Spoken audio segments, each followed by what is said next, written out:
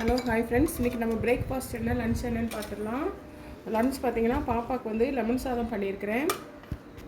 எங்களுக்கு வந்து தனியாக ஒயிட் ரைஸ் இருக்குது. அந்த ஒயிட் ரைஸில் கொஞ்சம் எடுத்து தான் அவளுக்கு லெமன் சாதம் பண்ணியிருக்கிறேன். ஏன்னா நான் இன்றைக்கி பூண்டு போட்டு கருவாட்டு குழம்பு வச்சுருக்கிறேன். கருவாட்டு குழம்பு ஸ்கூலுக்கு கொண்டு போக முடியாது இல்லையா, அதனால தான் அவளுக்கு வந்து லெமன் சாதம் வந்து வச்சு விட்றேன்.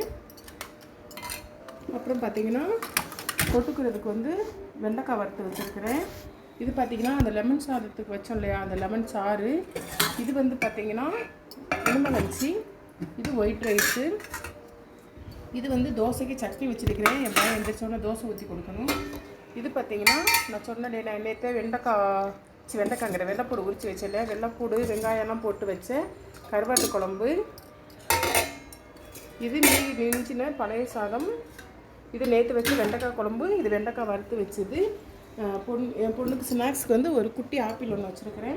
அவ்வளோதான். இதோட நம்மளோட பிரேக்ஃபாஸ்ட் வந்து பிரேக்ஃபாஸ்ட்டு லன்ச்சு முடிஞ்சு. உங்கள் வீட்டில் என்ன பிரேக்ஃபாஸ்ட் லன்ச் அப்படிங்கிறத எனக்கு கமெண்ட் பாக்ஸில் மென்ஷன் பண்ணுங்கள். அப்புறம் பார்த்திங்கன்னா இன்றைக்கி நம்மளோட கேள்வி பதில் என்னென்னு பார்த்தீங்கன்னா, ஒரு மனுஷன் வந்து ஒரு நிமிஷத்துக்கு எவ்வளோ காற்று சுவாசிக்கலாம் அப்படின்னா 12லேருந்து 16 முடிய காற்று சுவாசிக்கிறோம் நம்ம. இது எல்லாம் தெரிஞ்சு வச்சுக்கோங்க. கட்டாயமாக நம்ம வந்து ஜிகேலாம் வந்து தெரிஞ்சிருக்கணும். 12லேருந்து 16 முடிய ஒரு மனுஷன் வந்து காற்று சுவாசிக்கலாம். அப்புறம் உங்கள் வீட்டில் என்ன பிரேக்ஃபாஸ்ட் லன்ச் அப்படிங்கிறத மறக்காமல் எனக்கு கமெண்ட் பாக்ஸில் மென்ஷன் பண்ணுங்கள் friends. Okay friends, okay bye.